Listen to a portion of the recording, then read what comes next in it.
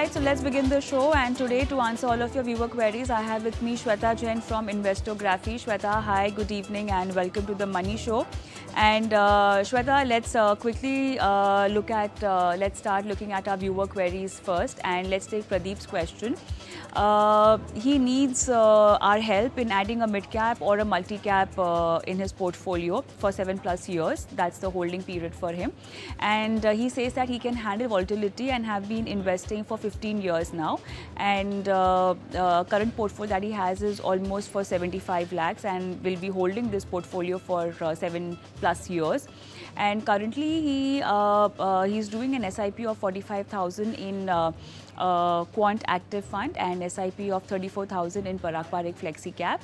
And since Parag Parikh Flexi Cap fund weightage has become 45% of his entire portfolio, he wants to stop his future SIPs and start a fresh SIP to a different mid-cap or a multi-cap fund, for which he wants you to suggest one, and 7+ time horizon again for the same. And he's open to an active or a passive strategy, either of them. And what percentage of Parag Parikh Flexi Cap, as in he's given the percentage of his entire portfolio in terms of schemes. So he has 45% in Parag Parikh Flexi Cap, Quant Active he has 23%, Axis Small Cap he has 7%, Canara Bank Small Cap he has 10%, Mid Asset Large and Mid Cap 7%, ICICI Pru Tech he has almost 5%. So the ratio over here is the highest in Parag Parikh Flexi Cap, which is why he thinks that he should be stopping this. So let's begin with his financial planning. And do you really think that he should be stopping his SIP in Parag Parikh Flexi Cap only because it has a very huge, it's got a huge chunk of his portfolio? Can this strategy work if in case you've added a fund and your inflow is too high there? Absolutely, Kavita. I think it's become almost half of his portfolio, which is why he needs to stop. And that's a good call that he's taking, because otherwise it becomes too dependent on any one scheme. Whatever happens to that scheme, then his whole future depends on that, which isn't really a good idea in terms of diversification. The concentration of risk is high. So yes, he should stop his SIP here. Since he said he's open to both active and passive, I think what I would recommend is that he do a scheme like a Kotak Emerging Equity, which is a good large, mid, and small cap. So it is predominantly mid cap, but it does have some bit of large, some bit of small, and it's a good fund, very good track record. That's something that he can be open to. The other thing that he can do is, because I haven't seen much of the passive funds in his portfolio, have a BSP Nifty 50 or a UTI Nifty 50. That is also a good idea to have in any portfolio for that matter. It keeps the cost low, keeps the concentration risk low, and it's tracking the index. So it's absolutely fine.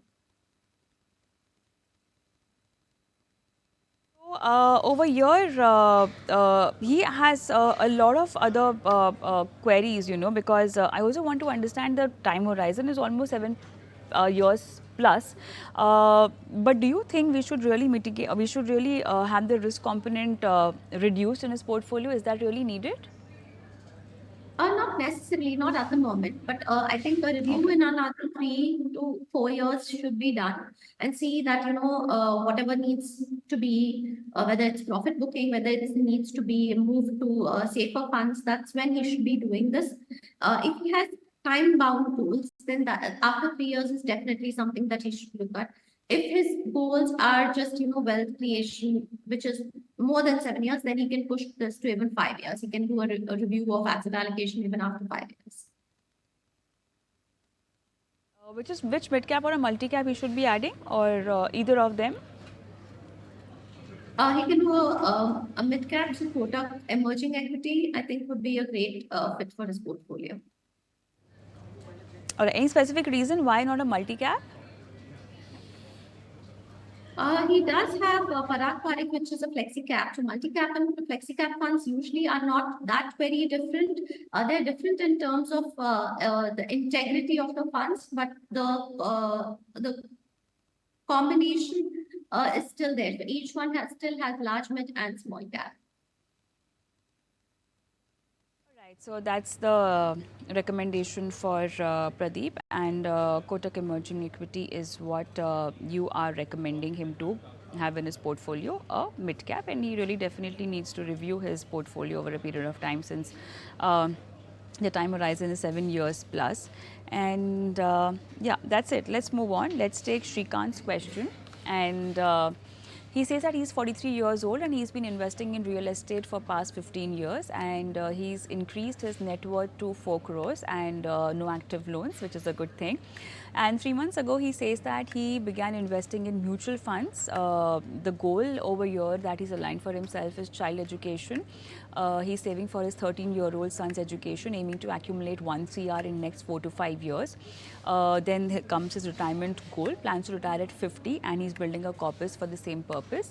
He's got his SIP plan also going on, and 30,000 per month, allocating 5,000 each. He's got UTI Nifty 50 index fund, and that's going to be a part of his core portfolio, he says. He's got SBI Nifty Next 50 Index, again a part of his core portfolio. UTI Nifty 200 Momentum 30 Index, that's again a part of his core portfolio. And Bandhan Nifty Alpha 50 Index Fund, Tata Nifty Mid Cap Momentum 50 Index Fund, JM Flexi Cap. And he would like you to review his portfolio mix, and also if he needs to increase the step up the SIP to achieve all of his goals. And he's also looking at some bulk investment, that's what he says, and 30 lakhs in mutual funds. So how can he go about it? All right, so lot many aspects in his portfolio. First thing first, entirely passive portfolio except for one fund, I think, Shweta, JM Flexi Cap. That's the only active he has in his portfolio. Rest are all passive funds. Can we really have this kind of a portfolio where you have a passive approach and just one active fund? Are you really missing out on earning alpha? Yes, I do think so, because at least in the Indian markets, you still have alpha that fund managers can generate, including the large cap space for that matter. So I think by choosing just index funds and not giving fund managers the chance to outperform in his portfolio, I think he's losing out. I think he's just focused on this cost aspect, or on the aspect that fund managers are not able to generate alpha. So I think he's missing out here. So that's definitely something that he should change. I don't like the strategy very much. The other thing is, of course, he has all of these goals, but not too much time for these goals. So, for example, 4 to 5 years for 1 crore portfolio to accumulate, he would need to invest close to 1.2 lakhs a month or so. So that's something that he should definitely relook at, because SIPs that he's doing is 30,000 per month. The 30 lakhs that he wants to invest as a lump sum, I would definitely recommend that he instead divide that in a monthly, like an SIP, and do that over the next 1 year, and do add large, not just index funds, but active funds as well. I would recommend even something as an ICICI large and mid cap, Kotak emerging equity, or DSP small cap for that matter. These are funds that can give him good alpha over the index funds, and he will see that as he goes, because he's made his money in real estate. I think he is a little wary of equity. From what I'm seeing, is what I'm getting from him. Even a Bandhan small cap fund would be a great fit for his portfolio. Now, I really need your advice, because it's not only Shrikant's question. Through this question, I think there's a lot of learning that other investors or viewers can also note down or implement in their portfolio. If at all you need to go for a passive strategy, what's the kind of fund you should be looking at, or what's the kind of category you should be looking at? So the Nifty 50 funds are what they can look at. So build their large cap core with the index fund. So like a UTI Nifty 50 or a DSP Nifty 50 where costs are low, tracking errors lower. So this is what they can start off with. So this is especially good for newer investors, remember, who are inexperienced and who don't know how to choose in the plethora of funds that are available, right? So this is a great start for them. It is also good for people who just don't want the hassle of, tracking their funds, seeing if fund managers have quit or have changed or any of that research. It's also a good part to have as a core portfolio. So about 25 to 30% of any portfolio could be in these index funds. But for somebody to have like 100%, I think this is one of the first portfolios that I have seen, which is like this. And I think that there is still a lot of scope for alpha that can be created with mid, with small cap, which we will see is not being happening in the space yet. Please tell me that are these passive funds really cost effective and how? So yeah, passive funds, the expense ratio is quite lower, right? For most of these passive funds. I don't know specifically for each of these funds that he's doing, especially the momentum one, the Tata Nifty mid cap one. I don't know the exact expense ratios, but the others are pretty low. UTI Nifty 50, for example, is one of the lowest as well. So when you compare over the years, I think it does make a difference, but it's not that much of a difference if you're going to be penny wise, pound foolish, right? Because you're going to make alpha on some other funds if you're going to focus on the active bit rather than just put everything in index funds and sort of forget about it. I don't think we've reached that stage in India yet. Here, what about investing this 30 lakhs that he has? Again, in mutual funds, he's interested to put, and I don't know the time horizon for this particular goal. I'm assuming it's the same for his child education and for his retirement. Um, So yeah, if it's 4 to 5 years, then I would say stick to balanced advantage so, how should he be investing this money and where exactly? In the new portfolio that you recommended? funds. So look at ICICI Balanced Advantage, look at HDFC Balanced, look at Edelweiss Balanced. But if it's beyond 5 years, then I would recommend equity for sure. So, but none of the passive funds that he's invested in. I would recommend active funds. I would recommend that he invests in Kotak Emerging, DSP Small Cap, a little bit in Bandhan Small Cap. I'm going more towards small cap because I'm seeing those are the things that are missing in his current portfolio, actually.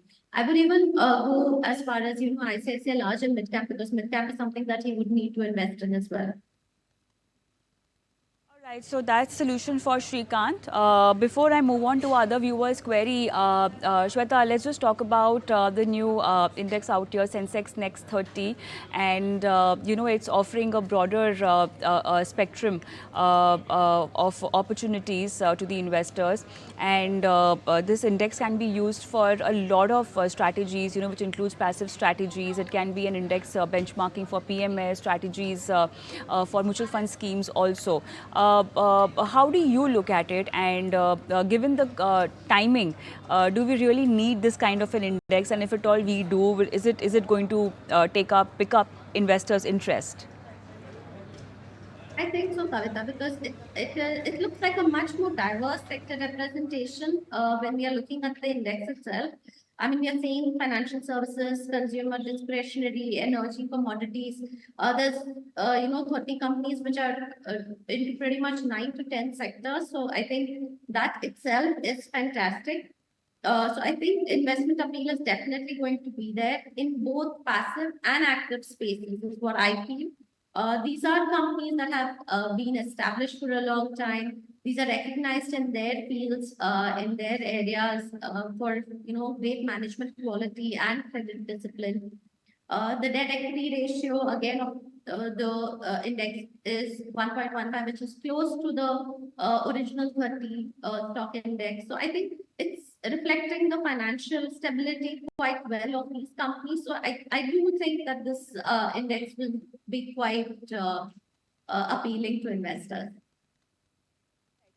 But everything, in the investment world or otherwise even in life, Shweta, comes with a caveat. And over here, I'm talking about the risk involved. Okay, so what's the kind of risk that one really needs to take care of, and what kind of investors also you think should be putting their money over here?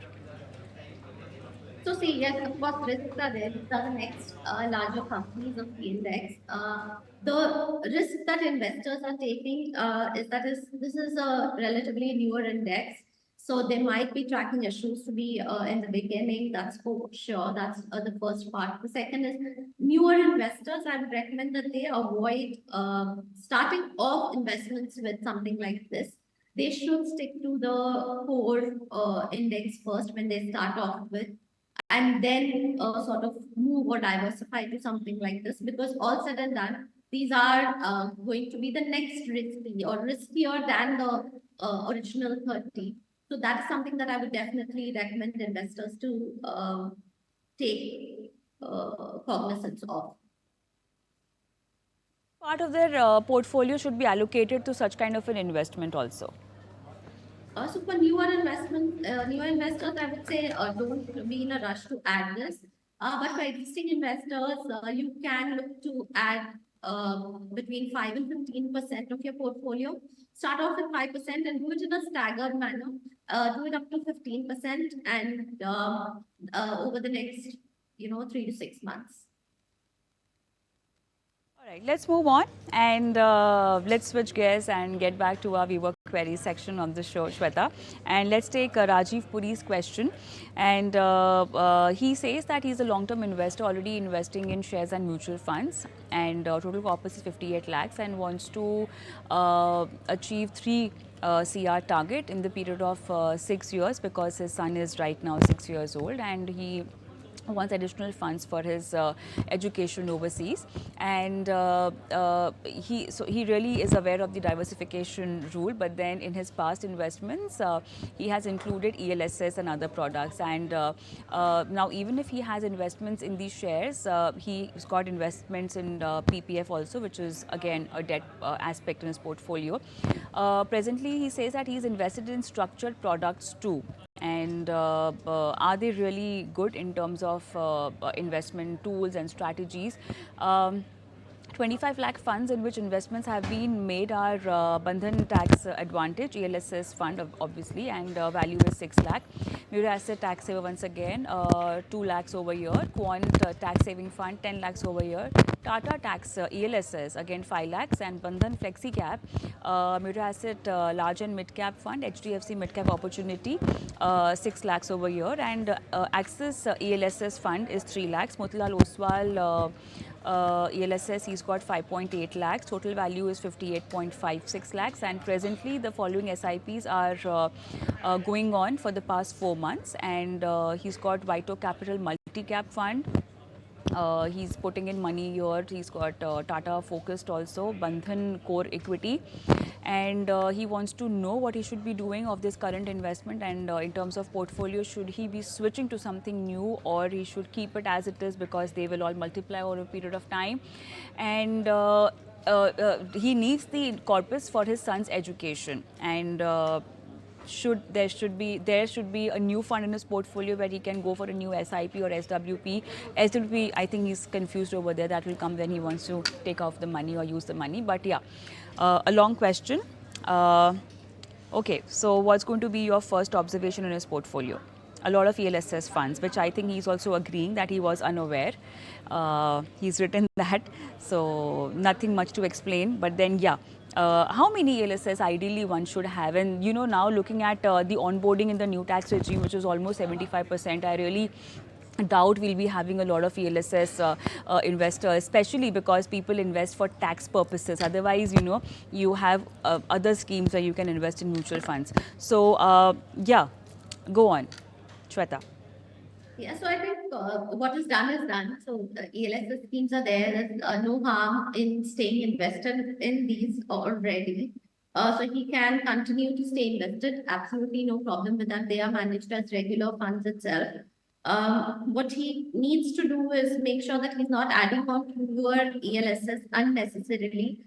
Um, so that's, I think, something that he can do. There are no schemes that he really needs to exit. I don't see a really burning need to exit anything as of now. He's absolutely fine staying invested.